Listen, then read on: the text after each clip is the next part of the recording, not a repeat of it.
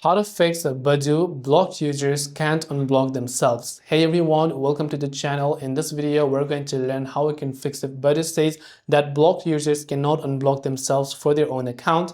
So without any further ado and delay, let's get started with today's video.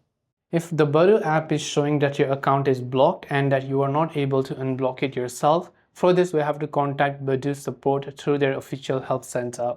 Now open your browser and type in Badoo appeal blocked account, and when you do that you'll find the first contact link from Badoo. Just tap on it. Now select any of these options over here. So I will just select report a problem or ask a question about my profile. Then just type in your name, your email address associated with your Badoo account, and just type in your message as to why you believe your account was wrongly blocked, and you can request a review of your account. Badoo blocks accounts for violating their community guidelines, so ensure that you understand their rules to prevent future blocks. And if your account is permanently blocked, by the way, then you will likely not be able to create a new one as well. But as long as you are not violating the community guidelines, you should be able to get your account back after you submit this request from this form.